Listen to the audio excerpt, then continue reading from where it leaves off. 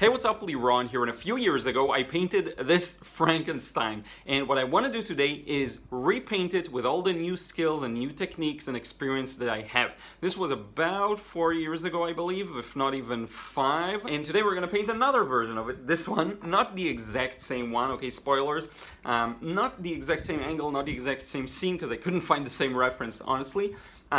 But we will see what difference the experience makes, especially when it comes to merging the different areas of the painting, when it comes to expressing texture, when it comes to color harmony. There's a lot of new experience that went into making the new one. Okay, so with that, let's take it to the table and get started. Okay, so here is the original, and as you can see, a lot of unevenness in the areas. This is partially my fault, partially the paper's fault. So if you're encountering these kinds of weird patterns and you can see the brush's movement on the paper many times, it's going to be the paper's fault. This is, I believe, a Cotman, rather cheap paper. So one of the things I do want to put emphasis on is getting those even washes, finding those proper connections, okay? Now there is also the element of texture, and you see here I didn't really know how to represent the skin's jagged texture. This is something I'd also like to improve upon. And lastly, I would say just the way I express, you see the hair here, it's all sorts of subtle things. It's also not dark enough in some areas, so these are all things I'd like to improve in this one. And here is our drawing for today. Okay, so I couldn't find again the exact same scene, but that's fine because you will be able to compare the two fairly easily, I think. And what I'm going to do is take a relatively hybrid approach here, which means, and let me zoom in a bit, that I'm going to mix the approach of working in sections and injecting a lot of wet in wet. And I'm gonna add a bit of an angle just to help some of the paint move. But I'm also not gonna be afraid of stopping one section and moving on to another one. So we're gonna try and get it as even as possible, top to bottom, but I'm not gonna force myself to. Now you see I have a warm mix in my palette, like an old one, and then a cool mix down below. I'm gonna start with the slightly cooler one. And these are neutral on purpose. I want to work with that kind of thing. Now look at the head. It starts off in the shadows, and then as we move downwards, it gets a little more close to the light. So what I want to do is alternate between these areas that are farther from the light and closer to the light. So I'm going to get started with a relatively warm mix. Now always remember, if it's going to dry, you just use a water spray bottle, something like that. It gives it more time, okay? Just gives it more time to stay moist, and it's very, very useful. So here we go. I'm gonna paint around this highlight of the side of the face. And as I get to the area that's a little more well lit, I'm gonna start introducing some warmer colors, okay? So here we go. Just a bit. It won't make a huge difference, but it does give off the feeling of perhaps some reflected and bouncy light, okay? Now, my approach has shifted greatly over the last couple of years, and so you will see a lot more subtle ways of expressing, I suppose. I'm taking a dark mix here, okay? Because there's a dark area there above the bridge of the nose. You'll see how my approach hopefully developed in the recent years to something that's a little more elegant and a little more I'm not sure what to call it. Efficient, I think, is a good word to describe it. It's just more efficient. I have to work less using this approach. I honestly can have a bit of an easier time and take my time a little. So this entire thing is in the shadow, you see? So I'm gonna add a bit more yellow to the nose. I don't know why, it feels a little warmer. This is yellow ochre. These are M-grams mostly, what I'm using right now. And I love these paints. The yellow ochre is a little opaque. As you can see, it's fairly dominating the mix here. Now again, if something dries up, you go like this. Just spray some water on it, you're good to go. Especially if you're working at an angle, okay? And so you see, I take my time, I'm not too worried. I remember with the older one, I was worried. I remember working rather fast. So I'm gonna cover this entire eye and then leave that highlight down the bottom. fix that line, fix this line here. So yeah, I remember really trying hard to work fast and have nothing dry on me, and then ending up with stuff drying on me. And again, remember, this isn't necessarily your fault. Again, it can be the paper's fault. I'm going to inject some water here down the middle to lighten it up a bit. And then I'm going to switch back to some cooler, but not too cool. Got a hair here. Not too cool mixes as I move back to the sides of the painting. And hopefully this will create some interest at the very least. Sometimes my approach to temperature, color temperature, which I do know some people struggle with or don't know exactly how to use, is more of an experimental thing, okay? I'm just trying out stuff, seeing if I like them. So many times I don't have necessarily a clear plan. I don't know exactly what I want to do. I just put some color onto the paper and see what happens. And I think this is what allowed me to grow fairly quickly with watercolor. And I think if you can adopt that same approach, you will see big benefits, okay? Now, again, when I narrate while painting, things are a little different, so you'll have to excuse me if, you know, I'm a little slower and I don't talk about every single thing I do. It actually requires quite a lot of concentration. But what I call this is rendering, okay? That's the simplest word I can use. What I'm doing right now is rendering things as I see them, okay? And you want to learn this as a skill. And you want to learn how to do this. So for example, I put this area in. I know it should be darker. I'm grabbing some darker paint here, trying to keep it neutral this time, and I'm injecting. You see, and then you see how it reacts. This gets a little darker around the sides here. This should be a little darker, the side planes of the nose. See? So I'm working my way around the painting, adding paint, removing paint. Now this is too dark. I'm coming back with some wetter mix and I dilute it. You see? So these are all very essential skills that with time you'll learn how to better do. And also how to better perform them while making sure things don't dry on you, okay? I'm gonna blend this edge here with just a bit of water, see? Also down here, just to keep it a little more blurry, a variety of edges. Continuing with this section under the nose.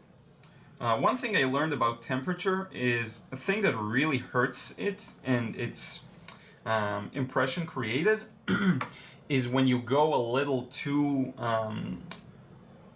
contrasted. So if you go very strong blue here, next to it very strong red, and there's a lack of clarity in the overall temperature, I find that hurts. But if you can maintain a sort of feel to it, you see it's mostly gray, but then I have a bit of yellow, a bit of purple, a bit of blue.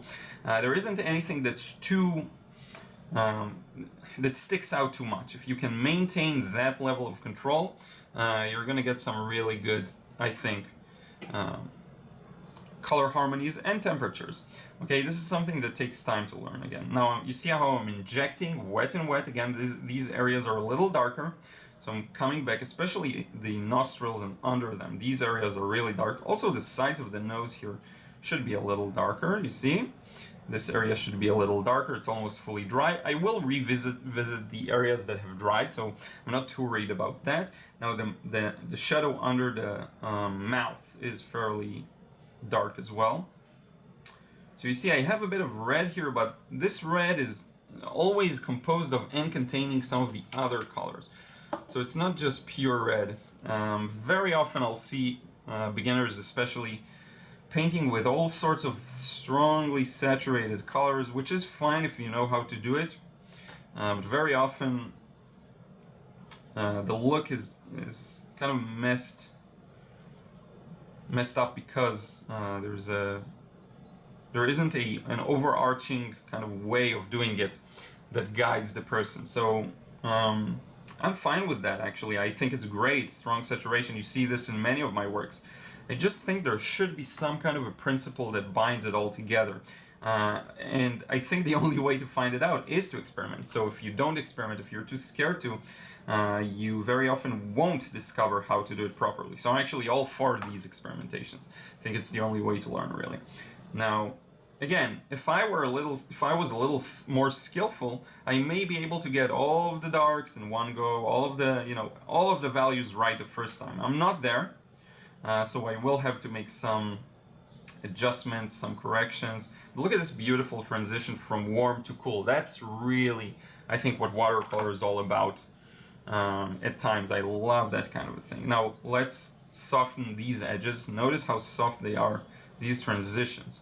You don't want them to be too hard of edges, see? Like so. Let's switch to a bit of a smaller brush for a moment. And I'm gonna do this. You see, that helps a bit. Like so. I'm gonna go back. Notice how most of this painting I did with my fairly large Escoda brush. This is a size 16 Escoda Versatile. Yeah, I don't need a tiny brush for small details. I just paint them using my brush effectively. You see here? Look at how I work it. It's flat here, and then it's sharp there. And I just work with it. See, like that? And get in all of the details I need. I may mess it up sometimes, definitely, but I find that the value of working this way really beats the downsides. Now what I'm gonna do is actually use this opportunity while I have this edge wet to add some background here, you see? And I love the idea of contrasting the background with what I have in the foreground, so I'm gonna add a bit of warmth here to the top section, like that, and contrast it with the face. And I can touch these two edges because I'm gonna come back with some dark paint over some sections of the hair here. So that's actually fine. But while some of these areas are wet, I love using this opportunity to merge, you see? Merge these areas. And that will help the painting breathe a little more. It's something that you see Udes Correa does a lot, and I did a Painting Masters episode on him. He's a master of that technique. It works really well. Just merging the figure with the background. So this part is pretty much done. We do have these shadows here, the metal pieces through his neck. They're fairly, fairly recognized as the Frankenstein, element. And this background here, this obviously already dried, this edge, but that's fine. I'm just gonna paint again close to it like that. And what we're gonna do is let this dry and then come back. And in fact, you know what? This part I want to get now while it's still wet. So let's see what we can do here. I want this part of his shoulder to blend into the background. You see, that's a really good opportunity to get that effect in. Now, remember, this is wet, it's gonna dry much lighter, so I'm gonna go back and darken it even more. Even if I don't think it's necessary, I'm gonna darken it a little more, okay? So here we go, like that. I'm gonna even do this section wet and wet, why not? And finally, I'm gonna let this dry, come back and see what touches, small touches probably are missing. Some shadowy, actually let's do this while I'm at it. This eye should also be shaded. I'm just gonna skip the highlight. Obviously I missed that one, my bad. And now we'll give it a break, let it dry, come back and see what we have to add and work in, just darken some areas and so on. So everything is dry now. I let it some time to sit. Now already notice the huge difference between the two. You see how much flow is here and how much this kind of stands in place, no variety of edges. The colors are a little weird too, but that's fine, colors are very subjective. So in any case, yeah, let's move on. Now, my concern with the next step It's very simple. It's a combination of getting in the rest of the details that are necessary, especially around the eyes and where things get extra dark, but also keeping the flow and keeping it good looking. Okay, so I'm going to put a lot of emphasis on that. Now, if you notice, the picture is a little out of focus here, and also here because of the way I painted it, but in the reference photo it's actually out of focus here. I'm going to use that to my advantage and make some connections here, okay? But not on this side. This side is going to be fairly sharp. So here we go, a bit of blue. Now I'll always mute it back a bit with some of my other primary colors, because I want it to be, you know, I don't like when it stands out too much, again, in terms of temperature. It's just smarter to have a balanced color mix, in my opinion, that includes everything else. It just makes things feel a little more wholesome, if you will. So you see I'm muting it more, and darkening it also.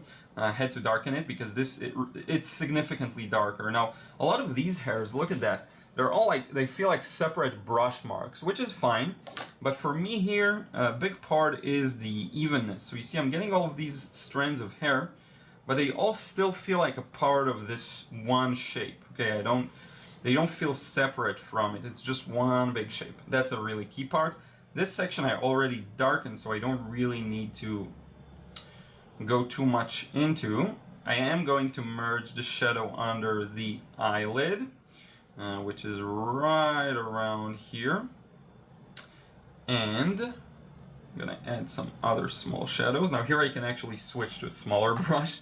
So I have to remind myself of that, because sometimes I'm lazy and I just keep working with the same brush. When it's necessary, it's necessary. I mean, there's no reason to avoid it. And very important is getting that eyelid. Okay, the eyelid is very dark, and this will make the highlight pop. So here we go, and it gives Frankenstein his look. That's really important as well. Now for areas that flow really well, I'm going to do minimal work. I don't want to touch these almost at all if I can. Okay, so here we go. The ear could be a little darker. Still a rather cool mix. So here we go. And I want to avoid the trap of, again, going too dark, too this, too that. Everything in balance, okay? I actually like the idea of having a blended edge here, so let's do this. Because in the photo you'll see also it's kind of blurry, and I want to mimic that look, okay? Other eye. Now very often I get the eyes to look different colors, different temperatures. I like to try and avoid that here, so let's keep it the same bluish mix, because sometimes it just doesn't look that good. And by the way, this starkingly strong highlight should not be here. Get rid of it. See? This actually made a big difference here. And also I probably need some eyelashes here while this is wet, so let's do that. Sorry about the light, keeps changing, you know, I'm using natural light, and it's like this time of year there's a bunch of clouds and then a bunch of sun and then a bunch of clouds, so sorry about that. Here the sun comes out again and then it's all well lit and then it disappears. I wish it would just stay, honestly. So here we go, the other eye. I'm gonna go around this area, I don't know, just to try it out. You see it looks a little stronger. A bit of a stronger shadow, so why not? There is a major shadow under here, like that. And then we have all of the eyelashes cutting through. This is really, really important because these things are noticeable. Now, I'm not going to touch this area at all. I love the way it looks. Just darken this. I love the way the nose looks. I don't want to ruin it, so I'm just going to stay clear of that just space and work around the edges. Now you see this gets significantly darker. So I'm going to do that, darken it up, this area. But then I'm going to blend it right into the forehead. Okay, this is really important. I don't want this to be too, you know, to move too much into here. And already I got this broken pattern here for the hair, but I'm just going to use a bit of my spray gun just to help it move into the background. Now another connection to make is just with the cheek below. Now I'm going to warm it up a bit. Now notice how my paper is right now no longer at an angle. The reason for that is I don't need as much movement in this section. It's smaller areas. The second wash is full of smaller sections, so it's not that important. Now look at this nice little dry brush texture. I'm actually going to keep that. I like that. I wonder if I should darken this section up. You know what? That's a good question. I think I won't. I think I'm gonna leave this as it is, actually. I'm gonna just tighten this line here, like that. I'm gonna add a bit of that shadow above the lip. It's actually important to convey the light source and how it's coming from below. There is this gentle lighter wash inside the lip. Let's get that. So it's very simple. It's just going like this. There we go. And then the sides of the lip should be a little darker, so that goes like this. This I like. I like this blending, so I'm not going to touch that. You see, again, a lot of it is just having restraint and not doing, not touching things that work, you know? So, yeah, less is really more very often. So here we go. I'm gonna blend this side as well. Ooh, I like the way this looks. And honestly, this is pretty much it for the stronger, you know, darker areas up top. This part is still wet, so I'm gonna help it a bit, and then I'm gonna use a bit more dark color. I just don't feel like it's dark enough. No, I don't need the warmth. I'm gonna get rid of it. I just need some darker values right around here. Now he does have these creases on the forehead. You can do them if you want to. I'm gonna keep them fairly weak, okay? Just like that. There is a hair here. Honestly, I don't think it plays any role, so I'm just gonna ignore it. I love this transition. This is what I don't want to ruin. Look at that. This looks really good. And to tell you the truth, I think I'm gonna keep this section as it is. I may just do one thing. I'm gonna add a bit of shadow to this metal part because it is very indicative of Frankenstein. It is fairly important. But I'm gonna keep this like that, blended. I'm not gonna add anything here. I love the way it moves. I love that. And in the past I would, you know, without any thought, just go ahead and paint over it. No, I'm not gonna do it this time. I think it looks excellent. I was even tempted to add this shadow here, but I think we can call this one done. I don't think anything else is necessary, really. This looks really good, just like I imagined it.